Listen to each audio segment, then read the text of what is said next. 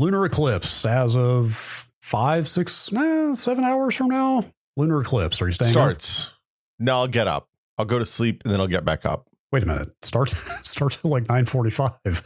No, it starts at like 1 a.m., doesn't it? No. Starts at like 9:45. Totality about 11:30. Oh, yeah, I'll stay up for that. Maybe you're just up that late every night. I don't know. Yeah, I usually am a midnight-ish these days. Wow. I only sleep like 5 or 6 hours, dude. It's not great. That's not enough. It's what I've always slept, you know? Really? Yeah, since I was in college, pretty much. I know it's not like I wake up tired or anything. Some days I'm tired, but if I get 6 hours, I'm pretty good. Wow. And have been for all eternity. No kidding. If 6 is like my functional cutoff, I guess I would say. Like below 6, I can absolutely feel it. Yeah. 7.5. Like I watched an interview with James Cameron one time where he was pushing back. You know, like James Cameron is kind of a hustle grind set kind of guy. He's definitely a hustle mindset. Yeah. But he was pushing back on that kind of toxic notion that like, you should sleep 4 hours a night so you can work more type stuff. He was like, no, I need my sleep. I need my 7.5 hours. I always thought it was really funny that he was that specific that he said 7.5 hours, although with the, what is it, like 90-minute REM cycles or yeah, it makes sense. Sleep cycles go in 90-minute increments. So I guess he was just basing it on that. Yeah, I if I sleep less than 5, I definitely feel it. But between like 5 and 6.5, it's effectively the same for me. It seems like, and I guess some nights I probably sleep a little bit more, and some nights I sleep a little bit less. I don't know. I actually track all this. I could probably generate a report. It's just what everybody wants is your sleep cycle report. That's right. I'll expect that in my inbox Monday morning. But anyway, eclipse. What was the last eclipse you saw? The solar last year. Wait, you got to see that one? Yeah. Weren't we here? Was it? But we saw part of it here. We were in the partial zone. Oh, you probably just didn't have thick fog cover over your head. Oh, no. Yeah. I went out in the front yard and put on my eclipse glasses and stared up at the sun for a little bit. And then I had to explain to all the neighbors that the eclipse glasses were safe to use and that I bought them from the NASA approved site because they were like, I don't know if I trust those. I was like, that's fine. I'm going to use them. I'm putting them on my child. If you would like to use them, you're welcome to. You don't live in the land of perpetual fog, so you actually had sight lines. It's always foggy here, man. I think Pacifica is pretty foggy, but we lucked out on that one. And then there was a lunar last year too that we saw that was pretty okay. But most of the time here, if there's something to look at in the sky, you walk out and you're like, oh, okay, never mind. This was fun. Did you see the auroras when they came last year? Oh, wait, you couldn't see that down here, could you? Yeah, well, you had to look through your phone because the phone camera would pick it up. But so we went down to the beach by Taco Bell, where it's on the dark corner of the beach. And when you looked up toward the north, then you could see like the sky looked pinker than normal or greener than normal. But then when you look at it through your phone, you could full on see it because like the phone picked up the stuff that's out of the human visual band. Yes, it was cool. Just a good old Taco Bell aurora. Look, man, they're making Baja Blast pie now, and they've made Crunch Wrap sliders. I'll take a Taco Bell aurora. That sounds delicious.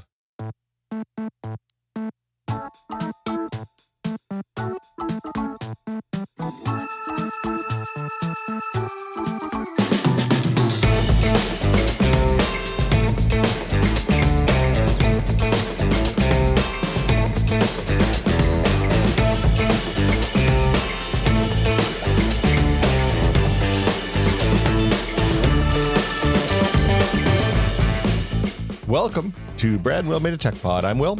I'm Brad. Hello. You know what annoys me? What's that? About eclipse coverage? Mm-hmm. Well, people who are bad at science and good at sensationalism come out and they're like, this is the last one of these for 500 years, man. And like, sometimes that's the case. Sometimes like with a comet, it's like, this is the only chance in our lifetime to see this. But there are usually 2 or 3 lunar eclipses, pretty good ones, a decade at minimum, and usually more than that. Yeah, I think the one tonight, I think there was one of these like 3 years ago, so it's not even been that long. Yeah, it's like every 3 years for a full eclipse with a decent sized moon, the whole deal. Now to be fair, different regions get to see these things each time. So like if you don't move around a lot or don't travel much, then an eclipse that your region can see quite a bit more rare. Yeah, but when you go I don't know, man. When you look at the whole thing and you see what they're talking about, then there's usually more. Now, this one is a blood moon, according to timeanddate.com, which I guess means it's going to be redder than normal. And also all the monsters I killed in the last session are going to come back to life. Yes. Dawn of the first day, 72 hours remain. Yeah, exactly. So anyway, like there's one in 2025 that one doesn't hit here, but there's one in 2026 that is a full total lunar eclipse here. That one, this one, it doesn't say that one's a blood moon. I don't know what a blood moon makes it. But anyway, this one, the TikTok people were like, it's the only one in 500 years. So I'm grumpy. Sorry. I can tell. It's okay. Like sensationalize the things that deserve to be sensationalized. And like, this is cool. You don't need to sensationalize a lunar eclipse or a solar eclipse. They're cool on their own. They're cool enough, man. It's true. That's it. What are we talking about today, Brad? Talking about things that are cool enough on their own. Just cultivate an enduring fascination with all things that are, and then you can get excited about an eclipse without somebody telling you that it's a once in a millennium event. Yeah, like have a sense of wonder that's not tied to exclusivity, man. That's all I'm saying. Yeah, we're always saying that here. Yeah, it's what we always say here at the Tech Pod. Have a sense of wonder that's not tied to exclusivity. You know what else we're saying? You should fix your email. Yeah, man, email's a mess. I did a newsletter about this a few weeks ago, which you can find at next.content.town. Another part of the fine family of Content Town Network content sites. I don't know how it's not the right way to say that. That's a well-practiced pitch. Yeah, clearly I say it all the time. But yeah, I talked about how I declared email bankruptcy because my Gmail, which I'm just going to put out there now because like everybody knew, it's willsmith@gmail.com. In 2004, whenever I signed up for Gmail, I was like, man, I got my name at Gmail. This is going to be sick. And then it's just been a debacle ever since then, because like the amount of spam has completely been outpaced by the ability of the anti-spam technologies to keep up with it. Yeah. I mean, I have a much more mundane Gmail than you do. Yeah. And even mine is practically unusable from spam and all the newsletters and things that are in marketing that it's signed up for, like with the additional layer of the celebrity name.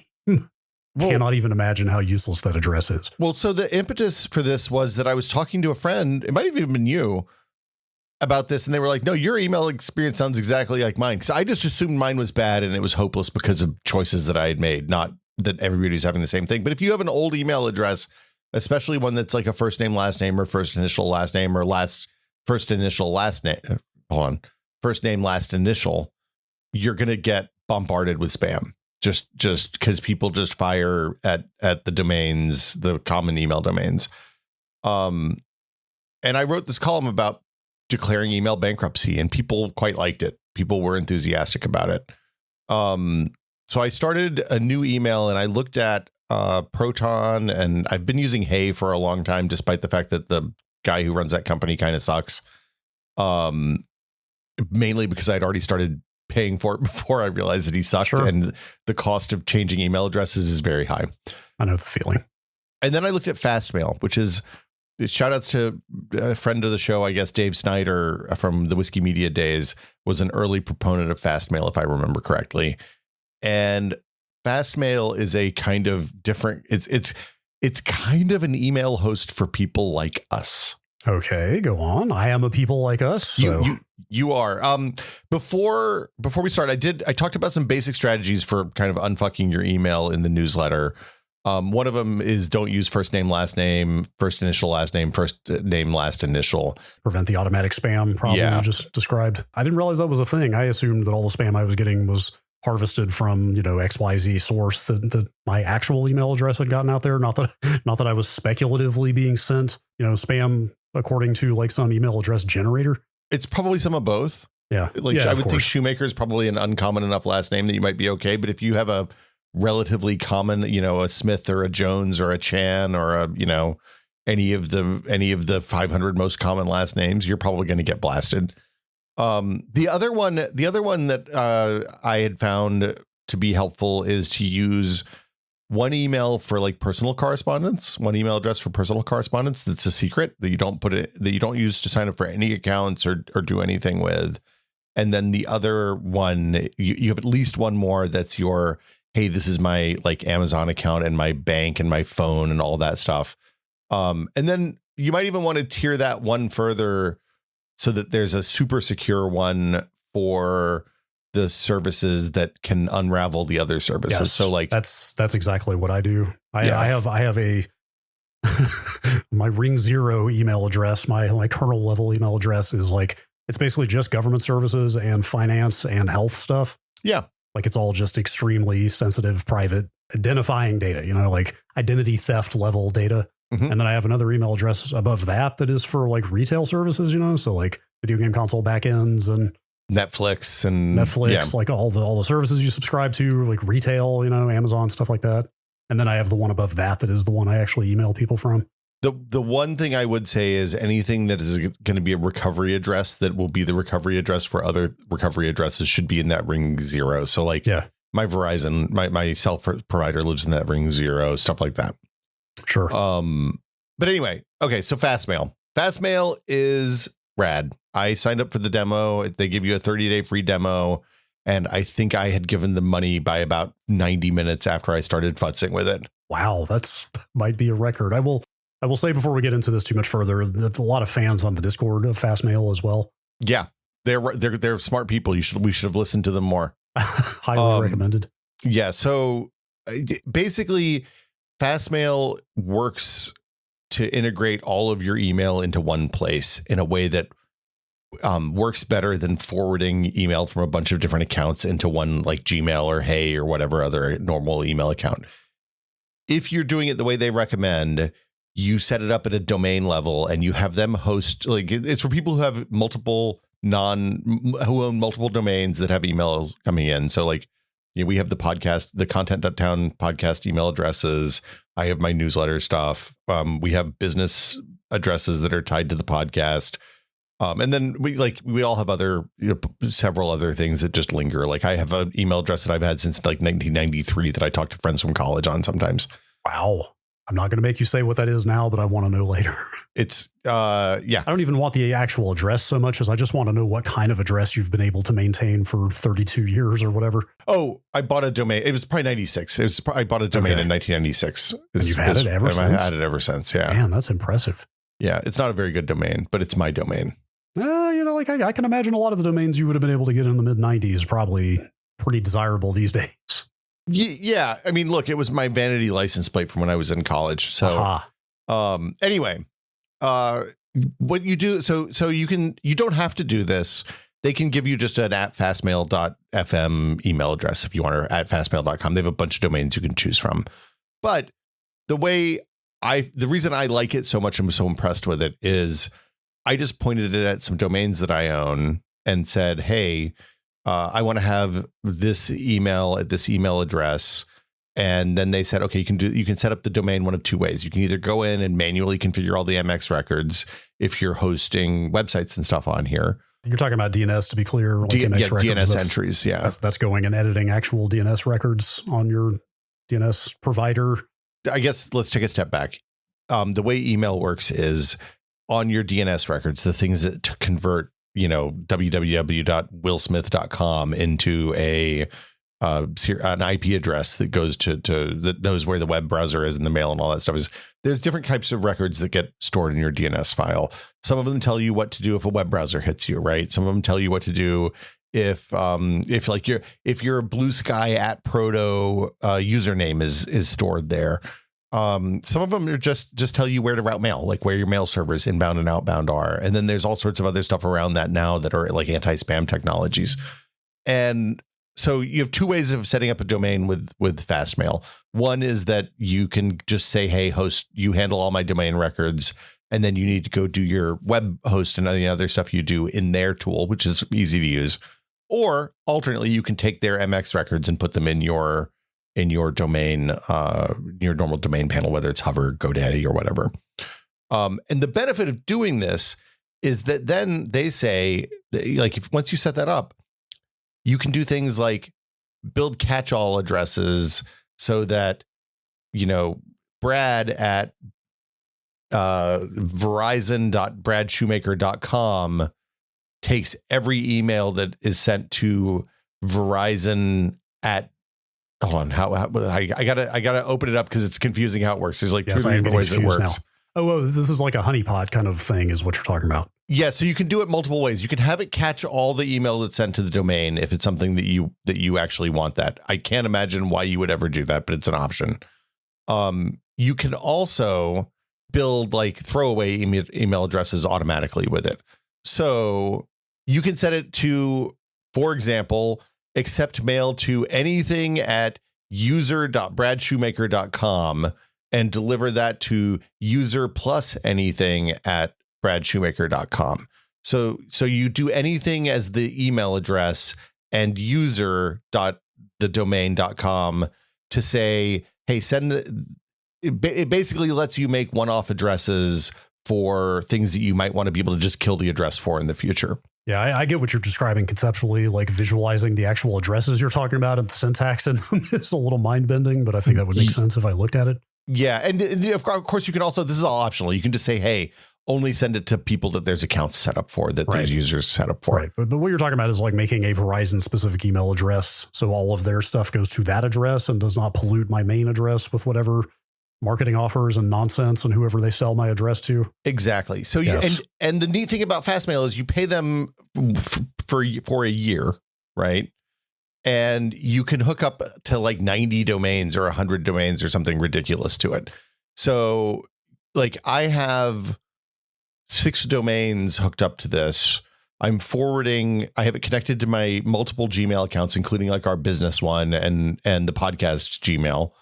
The podcast the letters Gmail. And then when the emails come in, it's not like a filtering scheme. It just knows that anything that comes in on this account is automatically dumped into this folder and then rules are applied to it. And that's important because it means that the BCCs go to the right place. Because like a lot of your spam and a lot of your weird emails come in via BCCs. And if you're just doing like to address filtering, which is what Gmail does, they all end up in the main, that all the spam that doesn't have a to address ends up in the main bucket and it doesn't work right. It doesn't work very well. Got it. But because they know what account things come in on, they can place it in the right place. And then you can run your filters based on that. So you end up with this incredibly powerful email filtering. And you end up like I have folders for like my job hunt email address and my locked down Gmail and TechPod reader letters and TechPod business and FossPod stuff and the newsletter and comment notifications for the newsletter and my old college mail and my professional mail. And like it all just kind of works without me having to think about it once I set it up. It's incredibly powerful. And that's all sorting that's happening at the Fastmail level, right? It's all happening at the Fastmail level. So Fastmail, like Gmail and Outlook and all the other modern web services, you can connect to it with IMAP or whatever your open client of choice is. But really, you want to use their clients and their web client. Right. Okay. I've got a lot of questions about this thing, but does Gmail work with it was probably the biggest question. So it sounds like it does. I was just wondering, obviously this thing is at its best when you're using your own domain. Yeah. You know, when you're using addresses on domains that you own and control. So I was wondering, like, am I sunk by having 20 plus years in a Gmail address already, but can you just IMAP your Gmail right in there? So you can log in. There's multiple ways to suck your Gmail into this. I actually haven't done it for my big Gmail. I chose not to just because I don't want, like, the 20 years of email aren't going anywhere. Sure. I'm just going to leave them there. And I check it every once in a while and see if there's anything important. And turns out there very rarely is. The next, like the business email for the podcast, I did ingest fully. And you connect it to your Google account and say, hey, do you want to do this? It doesn't even use IMAP. It just pulls it direct like an Mbox. And then it shows up in your folder. It syncs calendars. It'll sync calendars and stuff like that. It'll sync your contacts if you choose to do that. Like I keep my contacts on iCloud because of iPhone reasons related to what iCloud uses. Your iPhones use your iCloud contacts to store a lot of important information that ends up being used by Siri and all the other things about who you are and who your people related to you and all that are. So anyway, so my contacts came in from iCloud. I synced that over. I logged into that with an OAuth login.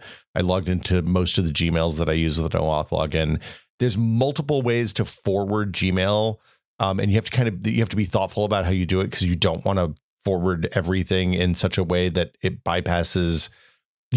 you don't want fast mail to think that all of the spam that's being forwarded from your Gmail account on a day-by-day basis is authoritatively from your Gmail account, because it won't filter spam on it anymore. You have to jump through some hoops to get that working right. But that's doable as well. So you could use this to consolidate all of your email conceptually.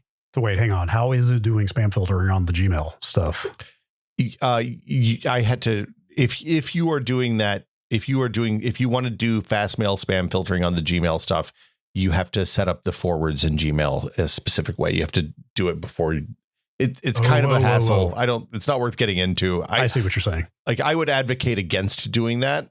Okay. And you need to communicate to Fastmail when you set up that email address that is unfiltered, that it is filtered.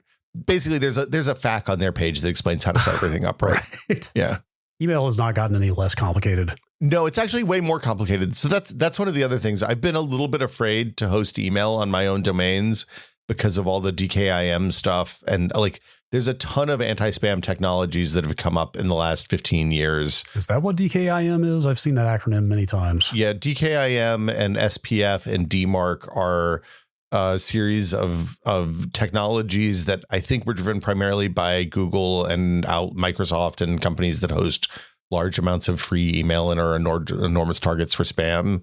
That authenticate servers. DMARC is more about anti-phishing, so it like lets you know that a sender is from in your domain was actually sent from in your domain on the appropriate servers.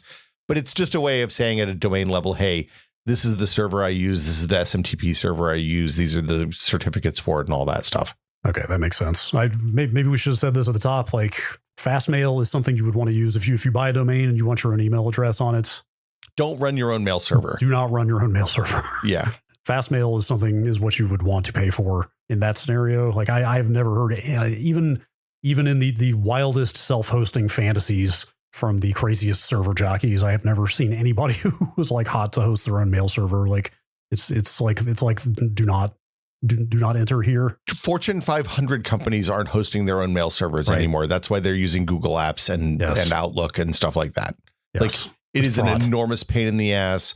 The penalty of messing it up is that you're in the spam hole forever.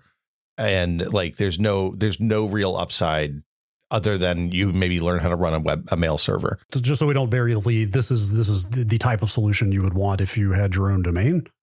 Yeah.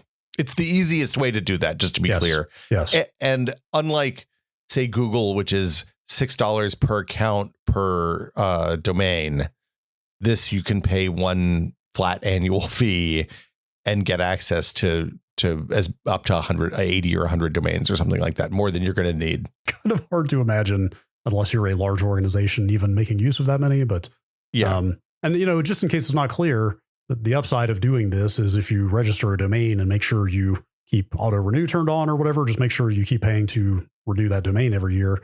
You effectively have that email address for as long as you want it. Potentially for the rest of your life, if that's what you're into. Yeah. Like if you make sure, like you just said, you've had the same domain for 30 years now. Like if you make sure you hang on to that domain, you can just keep that email address for as long as you keep this stuff going. Yeah. And I was trying to find their homepage so I can see what it actually costs, because I don't remember. I think it was $30 a year. It is for an individual for $12. It's $60 for a year. Okay. All right. Which is $5 a month. $5 a month. It's cheaper. Hey was $99 a year when I was paying for that. You can do family accounts and duo accounts which give you. So when I say you get accounts with multiple people, you're getting multiple logins, because each account can do up to a bazillion mailboxes, domains with email addresses. And you get 60 gigs storage per person, basically, to work with. Okay. So, to be clear, there is no free option here, right? You are paying to get in the door at all. There is no free option. Yeah, it's all paid to get in the door. And like I'm for me, making email work well again is an incredibly valuable service, right? Because like I'm sending out resumes to people all the time. I'm talking to people for contracting stuff, and I'm terrified that my mail is going to go to spam or that I'm going to miss something important come through. And because of the way this works, I'm less concerned about that now. The other thing that's really nice about the folder scheme is when you set up your folders, you can say what the default account is that you want to use on each folder. Oh, so for example, on the newsletter, when people mash reply on a newsletter, then it goes into the folder for the what's next comments, right? When I see that and I reply to it, the reply comes from the email address that the newsletter goes out to. That's cool. When I reply to somebody from the TechPod email who sends a TechPod question in or a business inquiry, they get the right email automatically. I don't even have to think about it. And it doesn't matter where those emails came from. So if somebody sends it to my public facing email that's on my Twitter account or my Blue Sky account, and I move it into the proper folder and then respond to it, it gets the right email response regardless of which account it came in on. It's really good. And the other thing is the web client is faster than Gmail. They don't have a bunch of tracking crap on. They're obviously have spent a lot of time optimizing and making it fast. It loads incredibly fast, even when I'm on my phone on mobile. And both the mail client on the mobile device on the phone and the webmail are both really good. Great. Do they do desktop apps? They maybe do Mac desktop apps. I don't think they do Windows desktop apps, which is a disappointment. They'd probably just be Electron apps anyway. So what's the difference? I'd rather have the web client than just this. And of course, you can set it up with Thunderbird or Windows 10 Mail or whatever you want if that's an important thing to you. I still would like to use a local email app if I could, but there just are not that many options. I did a couple of years on Thunderbird and didn't hate it, but didn't love it. Yeah. And I don't know a lot of other cross-platform options. I know there are a lot of people on the Discord that like Betterbird, which is a fork of Thunderbird. Yeah.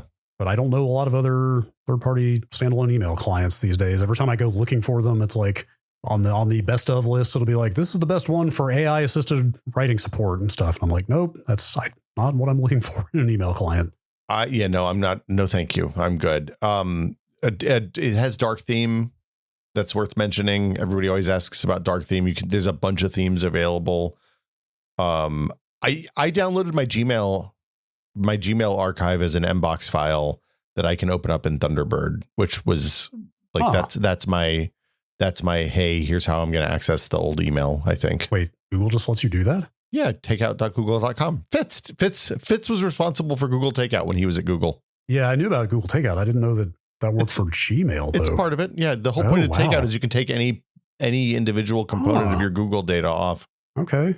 Yeah. I used dummy Gmail accounts to back up all the Whiskey Media email when that ended. Yep. When those mail servers were about to go away. Yep. I mapped it into a Gmail account, and it's just been sitting there ever since. And like once a year, I sign into those accounts and send an email from them just so they don't get shut down. So you can pull an Mbox from those and you're good to go. I absolutely will do that and then stop worrying about, or maybe even close those accounts actually. Yeah. Just put the Mbox in your different Gmail account, drive folder, and then you're good to go. All right. So this does calendaring as well. There's contact storage. I wanted to ask about apps because replacing Gmail is one thing, but like if you rely heavily on like Google Docs and some of the other Google Suite stuff or Office 365 or whatever, I'm guessing this is not a full stack replacement. I would say the calendar and contacts are very comparable to what Google offers. Okay. And because they're a third party, like my iCloud, my Google, and my podcast business client calendars, which are the three that I actually use, are all synced up in this one place now. So it works like Fantastical does on my phone. The contact app is similar. It's tightly integrated with the email. There is no Docs equivalent, right? So you don't have Docs or Drive. There's a little bit of storage for files, but 60 gigs per user. I'm not going to dump files here. I'll pay for Dropbox or something else instead of that. Sure. They do integrate with other apps in interesting ways, though. So there's like a 1Password integration, which is lovely because it actually just like when I sign up for a new account someplace, it says, hey, do you want to use your real email or do you want to use a masked email? And if you say I want to use a masked email, it generates a complete nonsense gibberish email like rare-platypus-1372 at fastmail.com, and that's the email address that they get. And when you're ready to when you start getting too much spam on that address, just turn it off. When you want another free trial, make a new one. It's fine. Mm-hmm. Don't tell anybody I said that. It's a bad idea. But it does require access to your 1Password account, but that happens inside the 1Password browser extension. You don't have to do anything special to do it. You can also create those manually if you want, if you don't have 1Password. Cool. So let's see. I'm trying to think. There's other stuff that's novel here. The migration, like I said, you just log in with an OAuth account to your thing. It'll pull it across. It couldn't do that on my extreme security Gmail account, obviously. So I set up a forward and just forward. That's the one that gets forwarded manually. Oh, right. So you still can do just a manual forward if all else fails. Yeah, you could do a manual forward. Okay. You have to tell it about that address in a different way so that it knows that it's already. So it knows that those emails are just being forwarded from Gmail indiscriminately and may or may not have been filtered.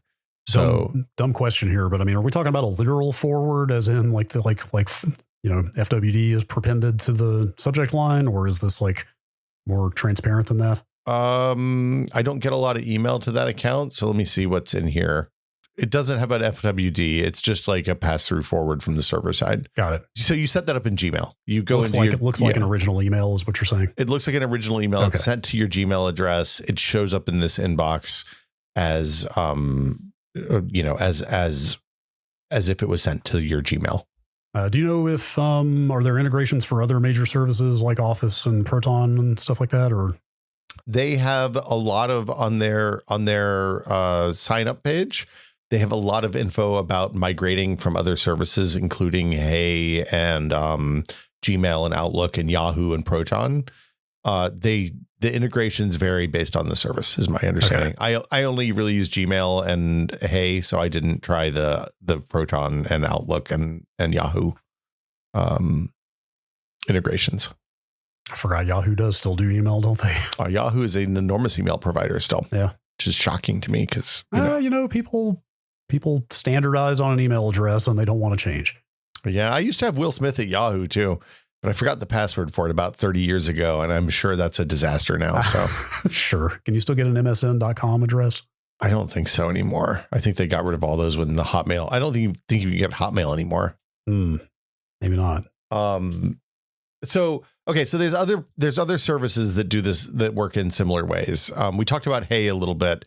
We covered Hey, I think, back when you first got on it like 3 years ago or something like that. Yeah, it was maybe even 4 at this point, 4 or 5. Yeah.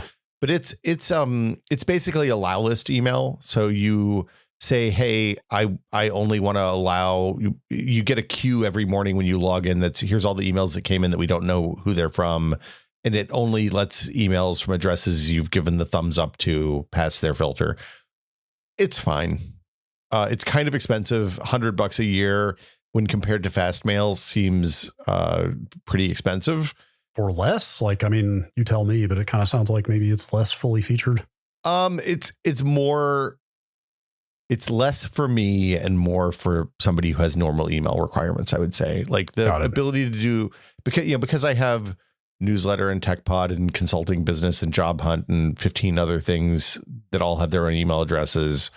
Having a client that works well with multiple email addresses is better than having one that works really well with one email address. Right. So you can't use your own domain with Hey, right? You can, but they charge you like a business. It's priced competitive. It's priced like Google apps for your domain is same kind of price structure. But so instead of paying $6 or $10 a month, $5 a month for Fastmail, I'd be paying $6 a month for each of the accounts that I need, or dealing with forwards and aliases and all that stuff. Sure. Another advantage to using an email address attached to your own domain that I didn't mention earlier, the social cachet that comes along with an email address that looks like it's custom for your own business. And not just a Gmail or a Hey or something that people are very familiar with. I've gotten a lot of compliments on the domain that I'm using for my business stuff right now. Like it's just, it just makes you feel a little more official. Yeah.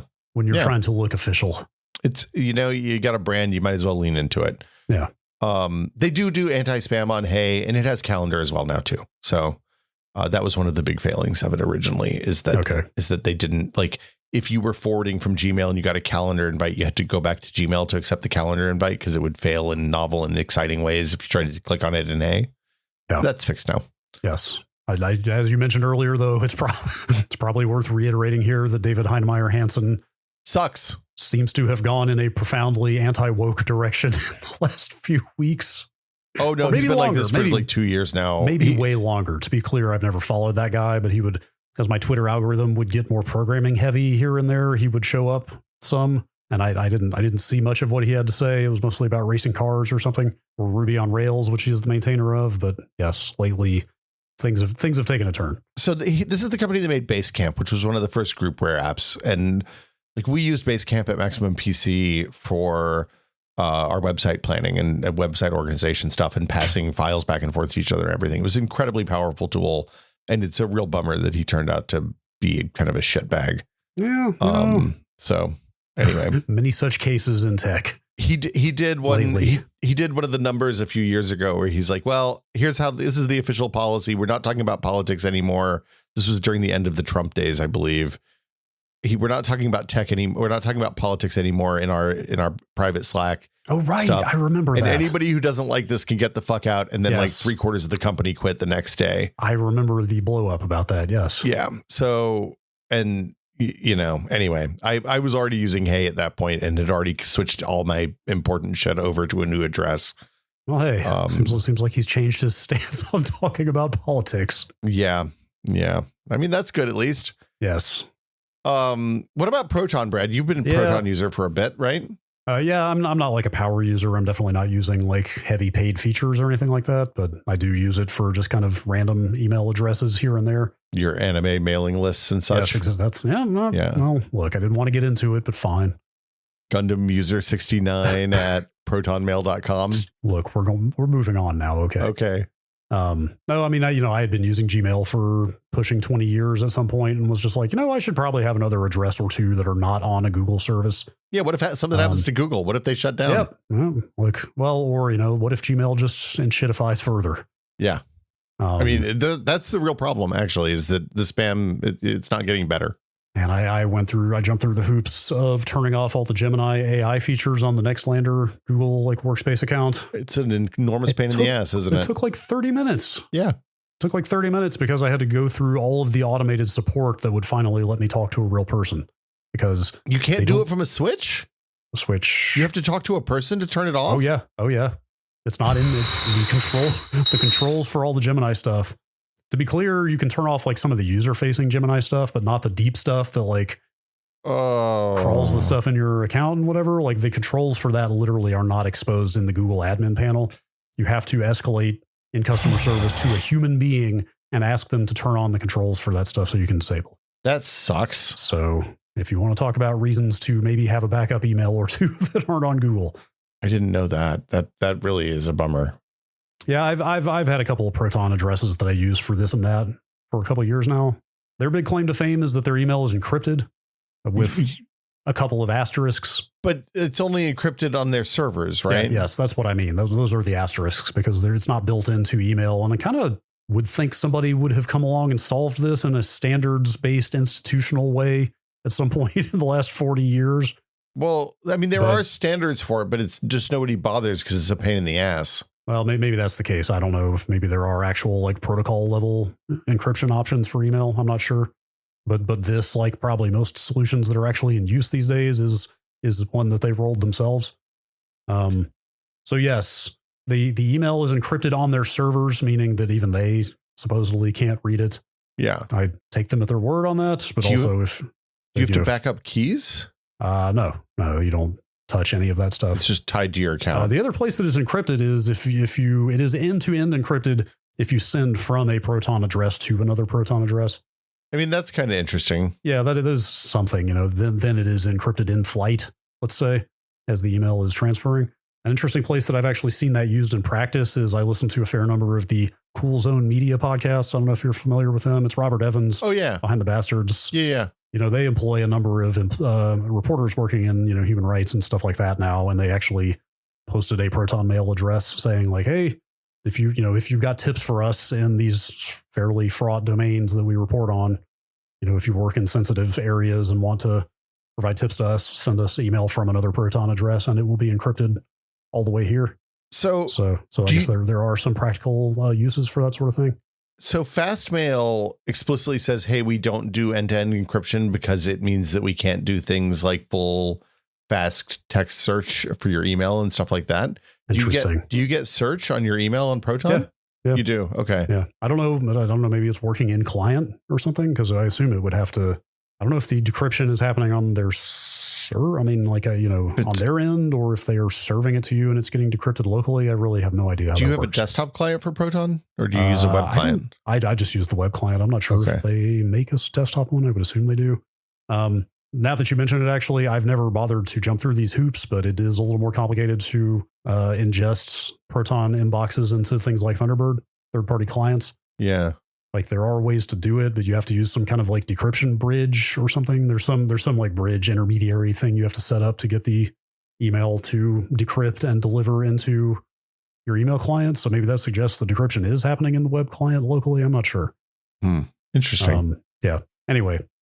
Okay. That's kind of their big claim to fame. But the free account is one address and 1 gigabyte of storage. So it's like pretty limited. That's thin. Yeah. Yeah. You can pay like $4 a month to get more addresses, more storage, and some extra privacy features, kind of like masked email addresses, like you were talking about. They give you some allotment of those, and you can pay higher tiers too for even more of that stuff.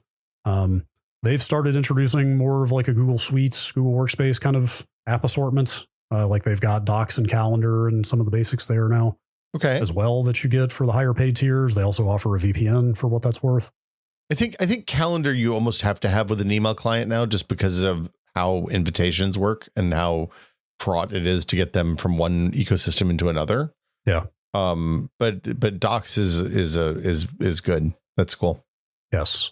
So this is not like a strong endorsement of them. It's worked fine for me for just having a couple of extra email addresses to use for things that I don't put on Gmail or whatever. Yeah. But yeah, so that is another option. I don't know if it's worth mentioning. There was a slightly politically fraught situation with them as well. Yeah, their CEO seems like weeks ago. Tech libertarian. Yeah, free speech absolutist. Seems maybe like an ideologue. Is it from. Yeah. He took a bunch of flack for praising Trump's pick for the assistant attorney general in the antitrust division of the Justice Department. That's very specific. Yes. My read on it, I looked into it a little bit more, because when I saw that, I was like, fuck me. Well, great. Now I'm invested in this platform, and oops.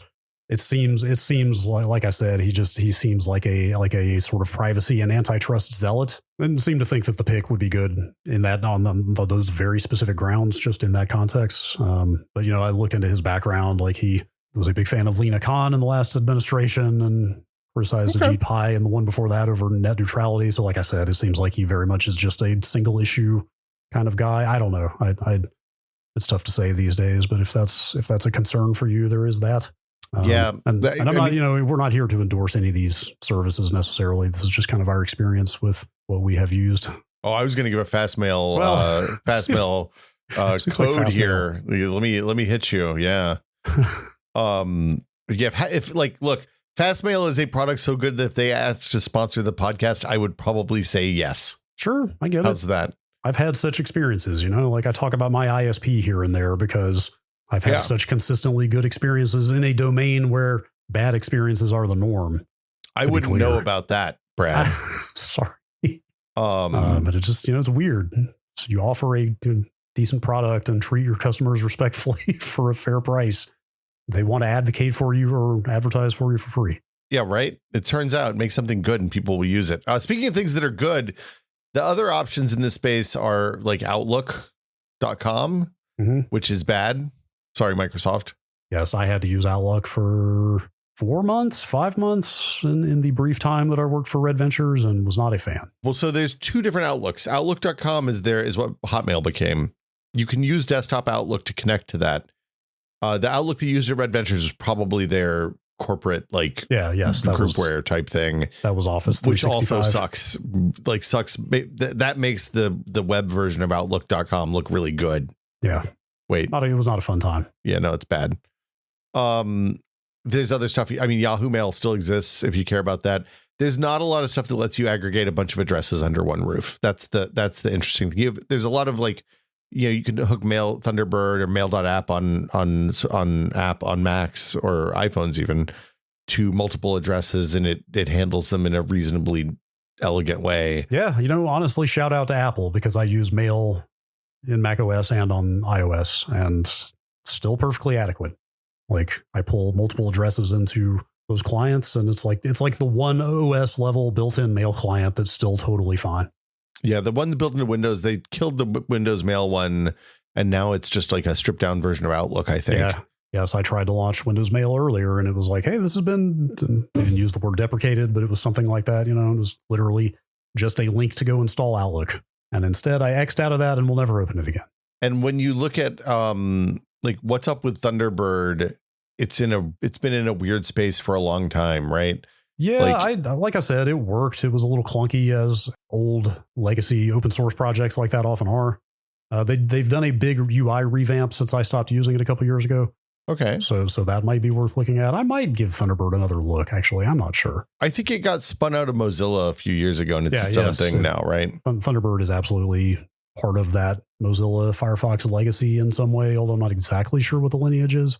Yeah. If you look at like even the Thunderbird logo is pretty similar to the Firefox logo. It's the Firefox logo, but blue and with a less Firefoxy and more birdie. Here we go. Thunderbird is part of the MZLA Technologies Corporation, a wholly owned subsidiary of Mozilla Foundation. There you go.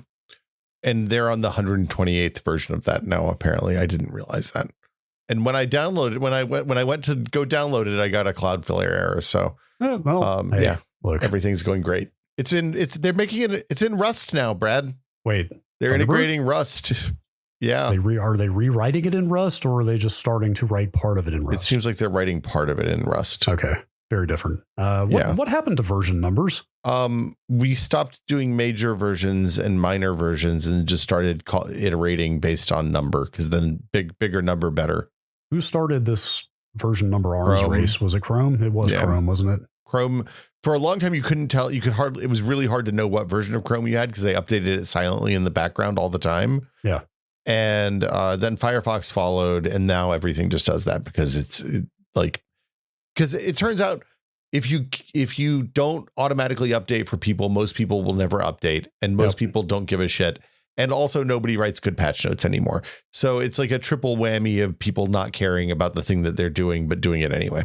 Yeah. And I mean, I get it in the browser space. I mean, that's probably the most vulnerable place in all of software right now, like, or in terms of like the rapid deployment of new exploits, like constant security vulnerabilities like that. Like there's nothing that needs to be kept up to date more than your web browser, right? It's the front line, man. It's like the Battle of the Bulge. There's guys in trenches on either side of the wall there. So yeah, like the automatic updates are good. I guess my point is, I don't think that there's anything else quite like Fastmail that I've seen. Yeah. That's the thing. That was my takeaway out of this. And that's why, like I said, I literally signed up for the trial and then signed up to just pay for it. So I was like, I'm never not using this within an hour and a half or something ridiculous.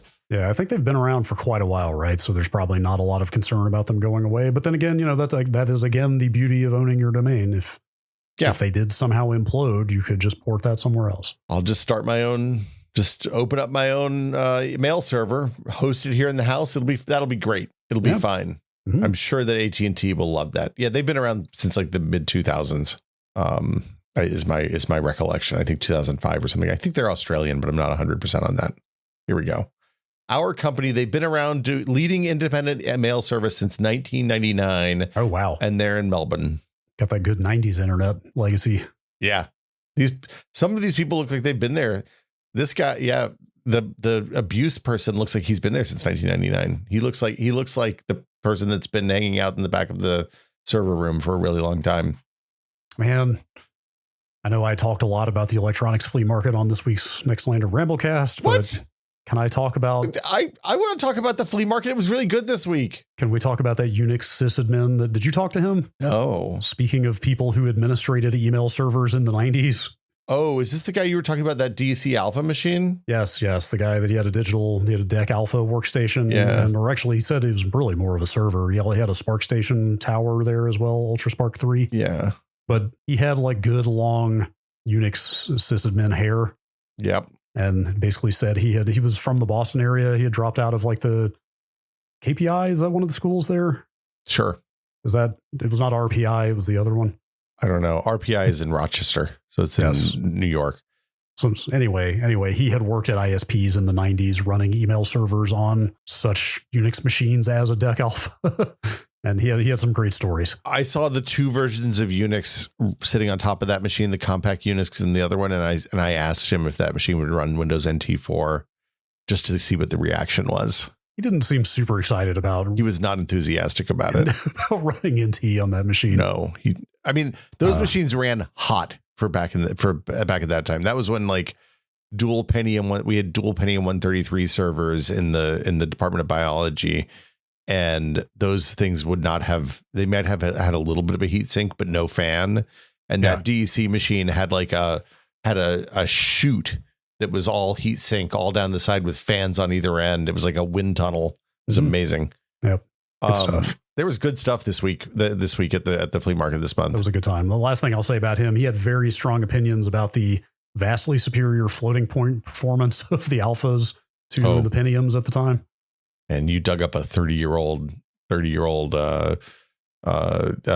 holy war with that one. There's such great stories like talking to him. It was the two Unixes on that, the two boxed Unixes he had were compact Unix, and I think it was the digital one. Yeah, the DC one. Yeah, I don't know what digital called their Unix, but he said that the people he worked with, like, they were right down the road from digital. Wow, they got huge discounts on the workstations because their guys were literally feeding patches to their Unix back to digital. Oh, because digital was a Boston company. Right, because they were a big Unix vendor. So yeah. So like that was the kind of shop he was working in, where they were literally adding to the Unix that they were using and funneling it back to the vendor. The TV I bought. Can we get an update? I plugged it in. I turned it on. It made static and sound. Okay. I don't have any way to get any other picture into it yet, so I'll let you know in a bit. What are the leads on that thing? Just antenna leads? It's RF. Yeah, I have to do RF modulated to get it in. Okay. So the good news is I have a working VCR that can do the RF modulation. Okay. So I didn't have to buy anything for that or have a weird little box. To be clear, I've only ever experienced RF through coax on the back of TVs, but it's the same signal, right? It's just different connectors, different metallic connectors. Well, so you have to buy a thing that has a big resistor in it, I think, that does some electronics business. And you plug that into the end of the coax, and then it has two leads, and you put those leads under the antenna screws. And then you tune your TV to channel 3 or channel 4. Yep. I remember that part. To get the signal. Yeah. Okay. Assuming I remember how to do this right. We'll find out. Well, how does the snow look on it? It's really good. It's the remnants of the Big Bang. What's not to love? Yeah, of course. I got the Mister all tuned up. It's ready to go. That's exciting. Yeah, I'm pretty thrilled. I realized that I don't have any, like, anything that would plug into antenna leads on the back of a TV.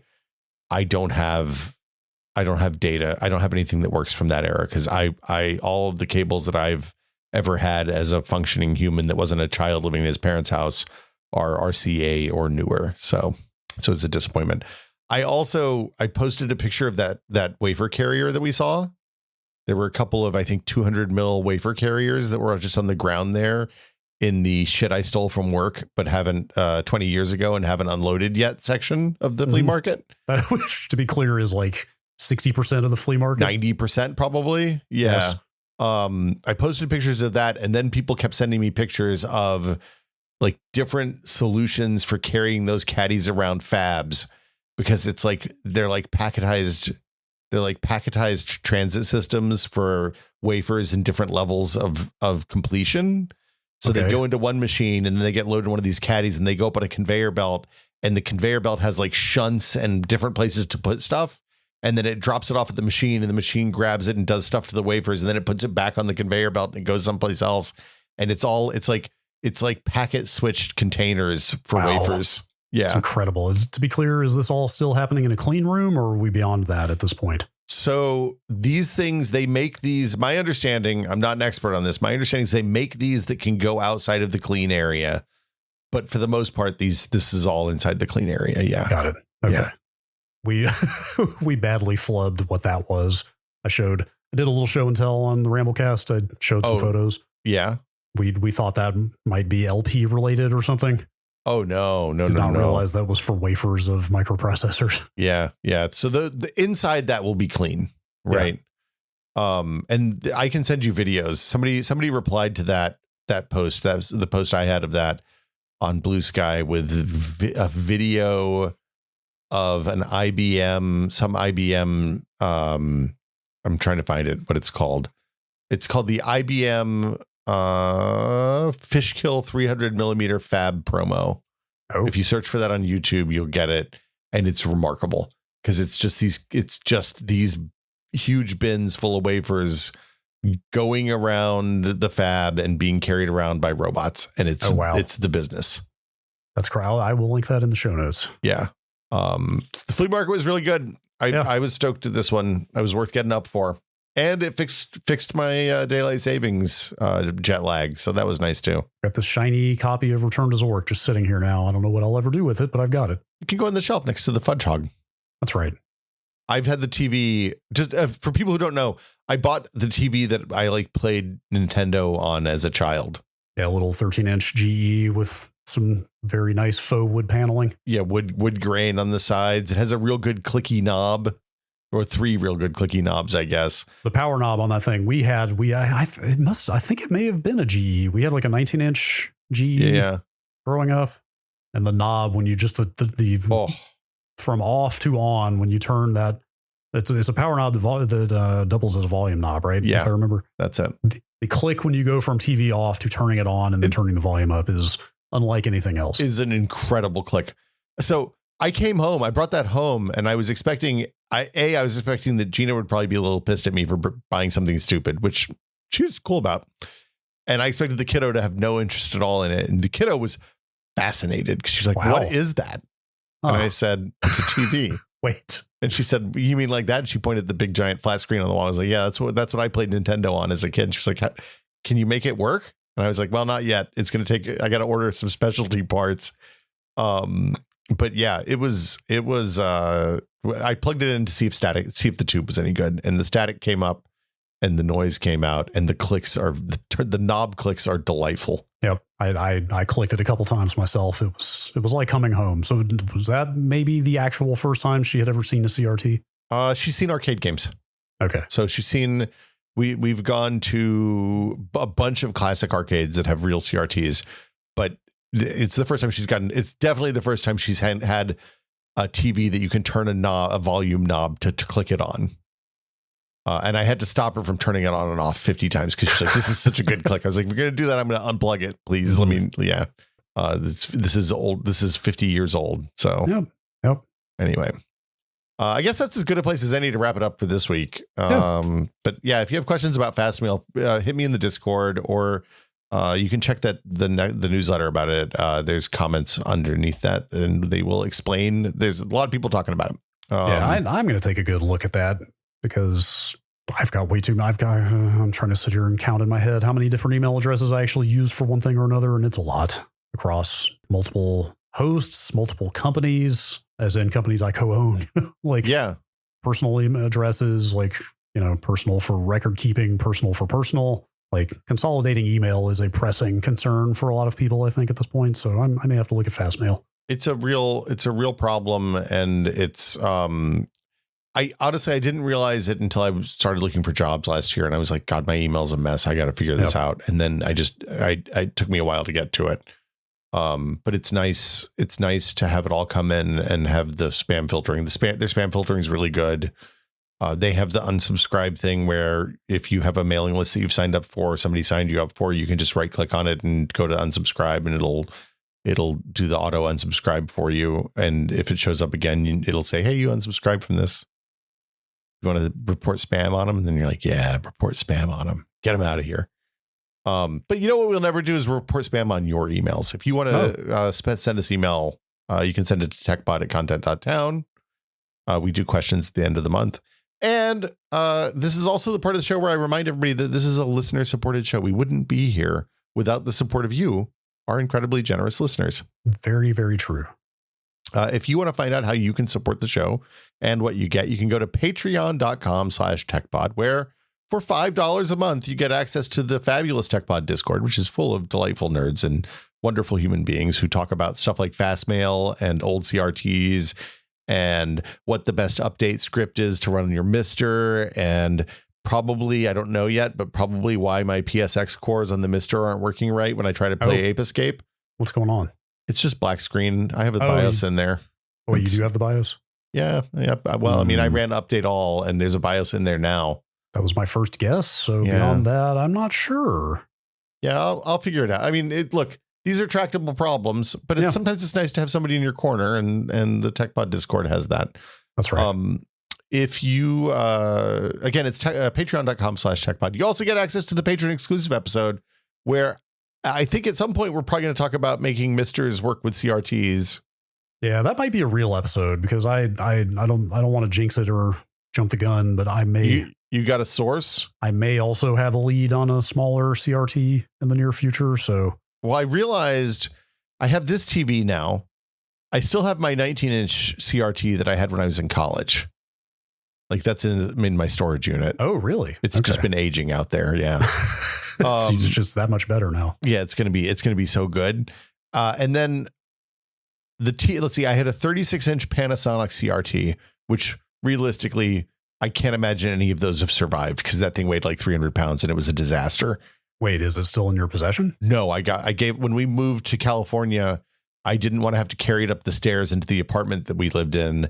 So I gave it to my sister-in-law and she got rid of it when she left California, I left Tennessee 5 years later. I see. But like, I'm not going to even if I saw one of those, like Gina was cool about the 11-inch TV. If I came in with the 300-pound 36-inch TV that we have to have the floor reinforced for, she would be rightly upset. And I couldn't argue with that. I've helped move a 36-inch TV before. Nobody should have that. Yeah. But then I also had that Mitsubishi 55-inch rear projection. I think I had that when I first knew you. So like maybe we had gotten rid of it by then. But the point is, I'm like 2 TVs away from having every TV I've ever owned. Damn. Having a complete collection. That's pretty good. I don't buy that many TVs, it turns out. Yeah, that's fair. Yeah, that's fair. A little 13-inch Emerson that I grew up. Well, actually, I didn't grow up with it. I won it from school because of getting entered. I got entered into some raffle for, I think I had perfect attendance. Ooh, la-di-da. The way my mom tells it, I maniacally went to school no matter what for an entire semester so I could get entered into that raffle, and then sure enough won the TV because I wanted my own TV to play video games on. How many kids were in the raffle? Do you know? Like 2, not many. Oh, you had like a 50-50 on that one? Very, very few is my understanding. I mean, it was hard to have perfect attendance back then. Because back then, my mom would be like, if somebody had the slightest sniffle, she'd be like, don't go to school. You get everybody else sick. I'm not proud to say it, but my understanding is that I soldiered through just about everything to make it to school.